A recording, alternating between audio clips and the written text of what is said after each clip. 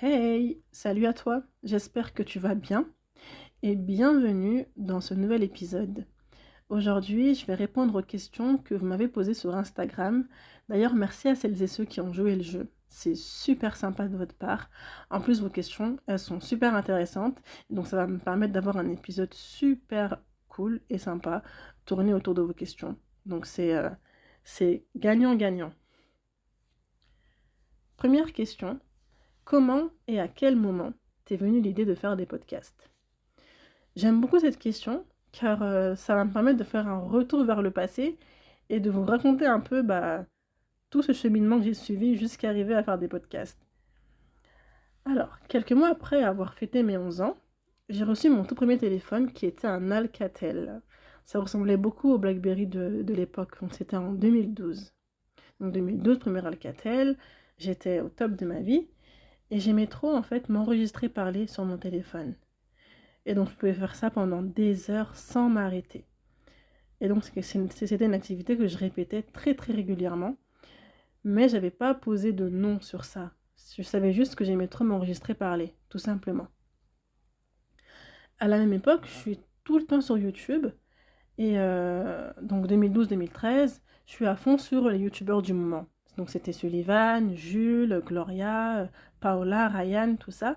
Et en fait, moi, ce que j'aimais dans ces youtubeurs-là, c'était leur créativité autour de leur contenu. C'était la diversité qu'ils nous proposaient. Et en fait, on s'en lassait jamais. Enfin, moi, personnellement, je m'en lassais jamais de les regarder. Je me lassais jamais de les regarder. Je kiffais trop leur contenu. Et ça me permettait, moi, aussi de m'évader. Donc, je créais moi aussi mon propre contenu sur mon téléphone et je regardais d'autres contenus créés par d'autres personnes sur YouTube. Puis, quelques années après, donc peut-être 2016-2017, je découvre les conférences TEDx. Comment vous dire? Un coup de cœur. Il n'y a pas un jour où je ne regarde pas une conférence TEDx. Il n'y a pas un jour où je ne suis pas branchée dessus et où je ne regarde pas ces conférences-là. Et ça rejoint un peu cette chose que je kiffais chez YouTubeurs, c'est leur création de contenu, leur diversité, leur créativité.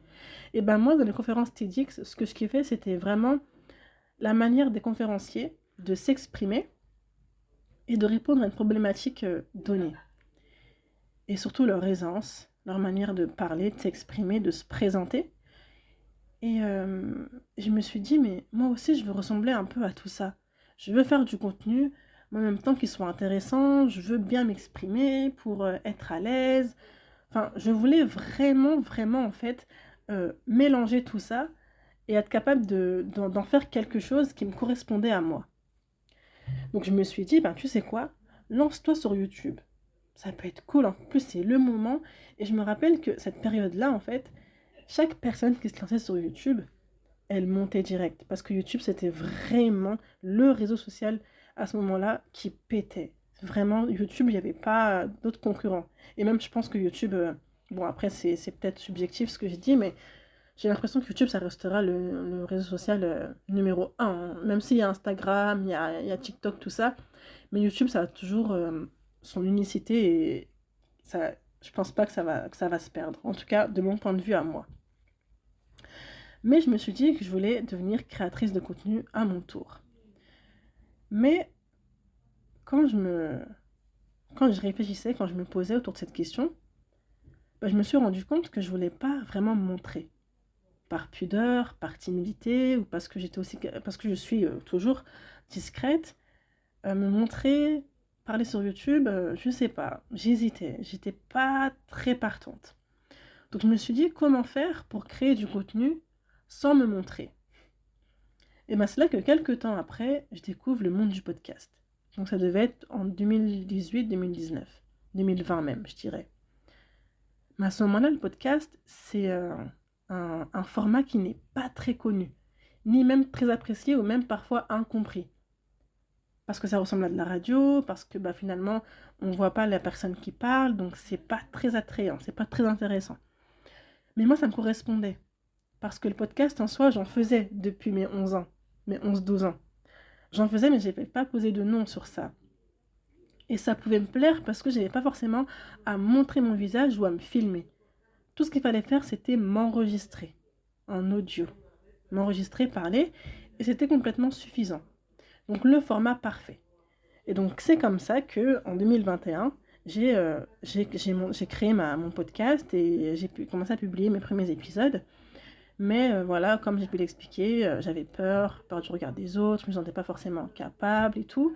Et donc j'ai repoussé et j'ai mis ça de côté jusqu'à ce que, en mars, avril 2024, j'ose complètement sortir de ma zone de confort et je mets en avant ce projet. J'avais déjà à peu près une dizaine d'épisodes publiés et je me suis dit, tu sais quoi, maintenant c'est le moment où tu vas montrer à tout le monde ce que tu fais, où tu vas dévoiler entre guillemets ton projet, même s'il y avait déjà des personnes au courant, mais c'était mes proches. Et là je me suis dit, allez hop, story, t'as un podcast et tu le montres. Et donc voilà, c'est vraiment comme ça que l'idée de faire des podcasts, elle m'est venue. Donc ça a commencé vraiment très très jeune, il y a 10 ans, même plus de 10 ans. Et aujourd'hui, j'en suis là et je suis très contente de ce petit parcours. Deuxième question, comment tu as fait pour surmonter ta peur de parler devant les gens et pour t'affirmer? Alors, pour être honnête, j'ai pas entièrement surmonté ma peur de parler devant les gens. Ma peur a diminué, ça c'est évident, mais elle n'a pas disparu. Et comment elle a diminué? Alors ça, c'est grâce à plusieurs choses. Premièrement, je dirais que c'est grâce à mes expériences professionnelles. J'ai toujours travaillé dans la vente de prêt-à-porter. Donc forcément, tu es face à des clients. Tu fais du service client, du renseignement client, tu es en caisse, tu communiques, tu échanges. Donc tu fais que parler. Parler, tu regardes les gens avec qui tu parles. Donc tu es obligé de parler un peu plus fort. Tu es obligé de regarder les gens dans les yeux quand tu t'adresses à eux. Donc forcément, tout ça, toutes ces petites choses m'ont fait sortir de ma zone de confort et m'ont permis de dédramatiser un peu la réalité. Et de me dire, c'est pas si terrible que ça que de s'adresser à des personnes. C'est pas si difficile que ça de parler. Faut juste le faire. Fais-le à ta manière, mais fais-le. Et donc en allant au travail, en rencontrant de nouvelles personnes, en faisant de nouvelles activités, forcément ma peur de parler, elle a diminué. Tu vois. Et après, pour être honnête, c'est surtout aussi grâce aux ateliers d'Eloquentia. Bisous Eloquentia, bisous le bureau, bisous tout le monde. Je rigole. Mais vraiment, depuis que j'ai commencé les ateliers chez Eloquentia, j'ai beaucoup changé, vraiment. Et en fait, ça me touche parce que je pensais pas que ça allait se voir, que ça allait autant se voir, mais beaucoup de personnes me font la remarque. Elles me disent, mais waouh, Sima, t'as grave pris en assurance, t'as grave pris en confiance, tu parles beaucoup plus, tu t'ouvres beaucoup plus. Et moi, je le remarque pas forcément parce que ça se passe à l'intérieur de moi. Et en fait, je vis au jour le jour. Mais les gens, quand ils le voient, en fait, ça me renvoie à moi-même et je me dis, ah oui, donc là, j'ai changé, j'ai évolué. Et en fait, je suis contente parce que c'est clairement un objectif que je voulais atteindre et je suis en train de l'atteindre. Donc, d'avoir de moins en moins peur de parler devant les gens. Et le fait d'être sur le chemin de l'accomplissement de cet objectif, c'est touchant. Ça me fait du bien. Donc, je te dirais, pour être honnête, que ma peur, elle n'a pas forcément disparu, mais elle a énormément diminué. Et comment elle a diminué, c'est grâce à tout ça. C'est en faisant plein de choses. Mais encore une fois, ça prend du temps. Parce que j'ai commencé à travailler dans la vente, c'était à Primark, j'ai commencé en 2018. Là, on est en 2024, tu vois. Donc, de 2018 à 2024, il s'en est passé du temps. Ça s'est pas fait en un mois, ça s'est fait en tout ça, tu vois, en toutes ces années-là. Donc, faut pas se mettre de pression, faut pas se comparer aux autres en mode ah ouais, elle a réussi beaucoup plus rapidement que moi. C'est chacun son temps. Moi, ça m'a pris 5-6 ans. Toi, ça peut te prendre plus ou moins, mais fais les choses en fonction de toi.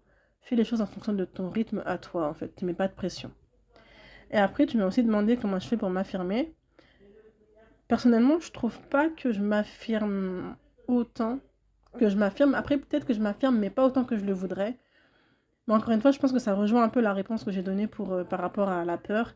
C'est en faisant des choses, et aussi ce que je peux ajouter, pour réussir à s'affirmer, je pense qu'il faut réussir à se connaître. Et pour apprendre à se connaître, il faut passer du temps avec soi. Il faut guérir aussi. Il faut suivre une thérapie. Pour moi, c'est un rite de passage, vraiment. Suivre une thérapie, c'est un rite de passage pour guérir. Il faut même pas en avoir honte, vraiment, parce que je pense qu'on a beaucoup de choses à travailler en soi. Et la thérapie, c'est l'un des moyens d'y parvenir. Donc, vraiment, voilà. Mais vraiment, voilà, faut faire des choses. Si tu ne veux plus avoir peur de parler devant les gens, fais des choses qui te poussent à parler aux gens, en fait. C'est juste ça. Parfois, il faut se faire violence, vraiment. Faut pas écouter des conseils bateaux en mode oui, répète. Enfin, bref, il y a plein de conseils autour du développement personnel qui sont pas très ouf, quoi, selon moi. Vraiment, en fait, passe à l'action. Si t'as un métier qui te permet de parler aux gens, eh ben, profites-en pour t'exercer.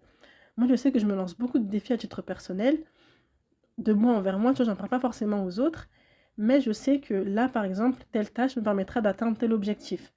Et donc, c'est comme ça que je me développe, et c'est comme ça que j'évolue.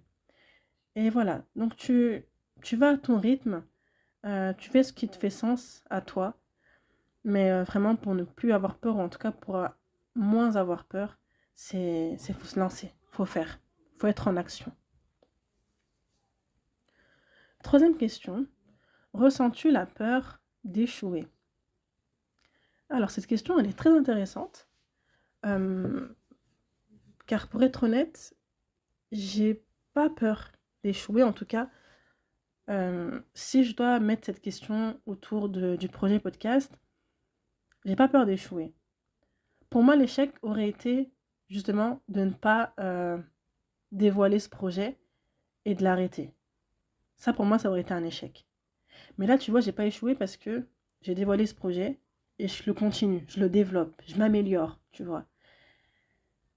Échouer, ça aurait été, encore une fois, pour moi, de me laisser convaincre par les retours négatifs ou en tout cas pessimistes et de faire, enfin, comment dire, justement de ne pas faire ce que je veux. Et donc, qui est ce projet podcast? Ça, pour moi, ça aurait été échoué.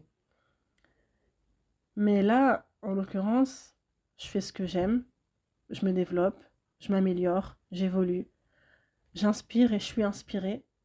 Donc, non, honnêtement, je ne sens pas la peur d'échouer. Après, je sais pas, j'aurais peut-être dû te demander, tu mettais l'échec dans quel contexte? Est-ce que tu parlais que du projet podcast ou de la vie en général? Mais si tu parlais de la vie en général, je pense que c'est une peur qui a diminué. Parce qu'il y avait un moment, et j'en parle dans mon podcast, je crois que c'est le troisième épisode, les erreurs font partie du processus. Euh, J'en parle dans ce podcast où il y avait une période dans ma vie où je ne savais pas quoi faire de ma vie. Donc forcément, quand tu ne sais pas quoi faire, ta plus grande crainte, c'est d'échouer. C'est de ne pas être stable, c'est de ne pas réussir à répondre aux attentes que l'on a de toi. Donc oui, si c'est dans ce contexte-là, forcément, j'ai eu cette peur-là. Mais aujourd'hui, l'échec, je le vis pas encore parce que je suis en train de moi-même composer ma vie. Je suis en train de la construire, de déconstruire certaines choses pour refonder d'autres bases solides. Donc l'échec, pour moi, j'y pense pas. Euh, ouais, vraiment. Je non, je pense pas à l'échec. J'ai la peur, c'est sûr. Je peux avoir certaines peurs, certaines appréhensions, un stress, tout ça. Mais la peur d'échouer, je resterai sur cette même idée que échouer, pour moi, ça aurait été si ça aurait été le fait, par exemple, de ne pas continuer ce projet en écoutant ma peur, en écoutant les gens me ridiculiseraient, tu vois. Mais sinon, non. J'ai pas peur d'échouer parce que là, je suis en train de moi-même composer ma vie, tu vois. Donc, la seule personne que je peux décevoir, c'est moi. Donc, là, tu vois, l'échec, non, il a pas vraiment de... Il n'y a pas de mesure autour de ça, pour le moment. Et puis, la dernière question. Que pourrais-tu dire aux jeunes qui ont peur de se lancer dans un projet? Premièrement, je dirais que la peur, elle est complètement légitime. On a peur de l'inconnu. On a peur quand on ne sait pas ce qui va se passer. Donc forcément, la peur, elle est complètement normale. Mais maintenant, le plus important, c'est de ne pas te laisser paralyser par cette dernière. Et comment faire? Entoure-toi des bonnes personnes. Je sais que ça, c'est un point qu'on peut entendre tout le temps et qui peut paraître peut-être banal, mais je vous assure que s'entourer des personnes qui vont t'encourager dans chacun de tes projets, qui vont te soutenir, qui vont te pousser vers le haut, ça change complètement les choses. Ça change toute ta vie et toute ta perception de toi dans ton projet. Parfois, tu vas avoir l'envie d'arrêter, mais en fait, tu vas te rappeler d'une phrase d'un de tes proches, d'une personne de ton entourage, et tu vas vite reprendre confiance en toi et tu vas te remettre dans ton bateau et tu vas continuer de travailler pour ce que tu aimes. Donc l'entourage, il est hyper important. Et si malheureusement tu n'as pas l'entourage dans ta vraie vie, entoure-toi des personnes qui t'inspirent sur tes réseaux sociaux, notamment sur Instagram. Enfin, je dis Instagram parce que moi, c'est le réseau que j'utilise le plus. Mais vraiment, je vous jure que les personnes que l'on suit sur les réseaux ont une grande influence sur notre mindset, sur notre manière de voir les choses. Et si tu suis une personne qui, justement, elle aussi, elle est grave dans ce mood où elle t'encourage indirectement, eh ben, tu vas avoir envie de continuer. Tu auras envie de te surpasser et de développer encore plus tes projets. Donc, premièrement, la peur, elle est inévitable, c'est complètement normal quand on se jette dans quelque chose de nouveau, d'inconnu. Deuxièmement, entoure-toi bien. Dans la vraie vie, si tu ne peux pas, eh ben, sur tes réseaux sociaux. Et puis, troisièmement, lance-toi, même si tu as peur. Ça va te rendre beaucoup plus fort, beaucoup plus forte, beaucoup plus courageux, beaucoup plus courageuse. Et tu vas développer ta confiance en toi. En fait, il ne faut pas se dire que je vais me lancer quand tout sera parfait. Je vais me lancer quand j'aurai tout le matos. Non, tu commences sans rien. Et en fait, tu vas ajuster les choses, tu vas les améliorer au fur et à mesure parce que tu comprendras ce qui va te manquer. Tu comprendras ce qu'il va te falloir pour t'améliorer. Mais si tu attends que tout soit parfait, tu ne vas jamais commencer. Et ça, c'est une erreur, je pense qu'on a tous fait. Moi, la première. Parce que j'avais pas de micro, parce que j'avais pas d'ordinateur ou quoi, je me lançais pas dans le podcast. Et donc, je repoussais. Mais aujourd'hui, je suis contente d'avoir changé mon état d'esprit et de m'être lancée même sans rien. Parce qu'au final, j'ai beaucoup plus appris, en n'ayant rien. Et aujourd'hui, voilà, j'ai réussi à ajuster et à apporter et à développer encore plus mon setup autour de mon podcast. Donc ça, c'est cool. Donc pareil pour toi, si tu veux lancer ton projet, vas-y. Même si tu as peur, même si tu trembles, même si tu bégayes, même si tu n'as pas forcément tous les outils qu'il te faut, même si tu n'es pas à l'aise dans ton corps, dans ton esprit, tout ça, vas-y, tu y vas. Mais surtout, moi, ce que j'ai remarqué, c'est que de la même manière que tu es inspiré par des gens, tu inspires à ton tour. De la même manière que tu es inspiré par des gens, tu inspires à ton tour. Et ça, faut pas le minimiser. Il ne faut surtout pas le minimiser. Et si un jour il t'arrive d'avoir des doutes, de te remettre en question, de vouloir tout arrêter, tu repenses à ça. Et tu ne pourras pas t'arrêter. Parce que tu vas dire qu'en fait, il y a des gens qui comptent sur toi pour se relever. Qu'il y a des gens qui comptent sur ton énergie pour aller de l'avant, pour se battre. Parce que la vie est une lutte, parce que parfois on a envie d'arrêter. Mais parce qu'on pense à une personne en particulier qui nous inspire et qui nous donne de la force, on se relève et on fonce. Donc sois cette personne inspirante pour tes proches. Et tu verras en fait que ta vision, elle va complètement changer. Même de toi vis-à-vis de toi, tu vois, tu vas te dire, ah ouais, j'inspire. En toute humilité, bien sûr, je dis pas que voilà, faut devenir, faut se la péter ou quoi, mais en toute humilité, tu es inspirant. En toute humilité, tu es inspirante. Donc ne t'arrête pas. Fonce. Lance-toi dans ce projet. Pas se laisser limiter par sa peur. C'est dommage, parce qu'en fait, on passe à côté de plein de choses. Et tu sais pas, mais peut-être que ton projet d'aujourd'hui va t'ouvrir des portes dans quelques années. Et bref, tu sais pas où tu seras. Donc c'est pour ça qu'il faut faire plein de choses, qu'il faut se lancer, même si tu as peur, parce que tu ne sais pas où est-ce que ton projet t'amènera dans le futur. Et voilà, on arrive à la fin de cet épisode. J'espère qu'il vous aura plu. Encore merci pour vos questions. J'ai vraiment aimé y répondre.